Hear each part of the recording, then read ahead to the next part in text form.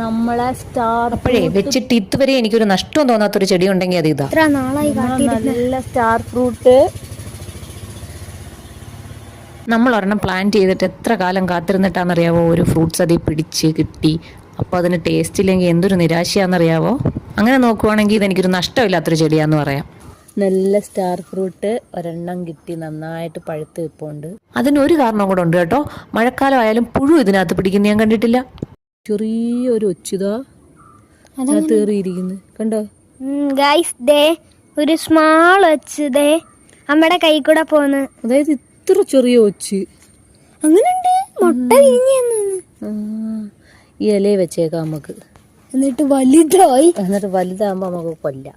എന്തിനാ ഈ ചെടി കയറുന്ന എന്തിനാ? ഇനി അടുത്ത ഒരെണ്ണവും കൂടെ പിച്ചാനുണ്ട്. താഴെ ഒരെണ്ണവും കൂടെ ഉണ്ട്. ഇവിടെയാണ്. ഓക്കെ, അങ്ങനെ നമുക്ക് 2 എണ്ണം കിട്ടിയിട്ടുണ്ട്.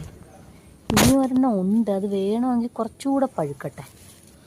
നന്നായിട്ട് പഴുത്തിട്ട് ഇതിൻ്റെ ടേസ്റ്റ് നല്ല മധുരം കിട്ടുമോ നമുക്ക് നോക്കാം. എന്തായാലും നമ്മുടെ സാധനങ്ങൾ കിട്ടിയല്ല, അത് മതി.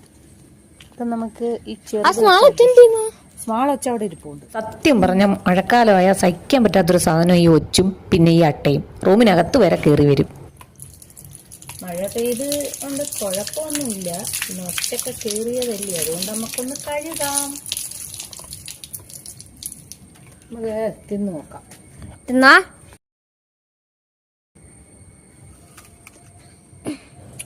കൊള്ളാവാ?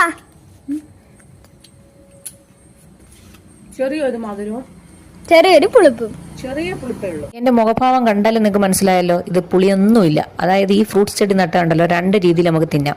പച്ചയോടെ വെച്ച് തിന്നാം, പുളിയോടെയും തിന്നാം, കുറേ നിർത്തിയിട്ട് തിന്നാം, അല്ല പഴുപ്പിച്ചിട്ട് തിന്നാം, മധുരിച്ചും തിന്നാം.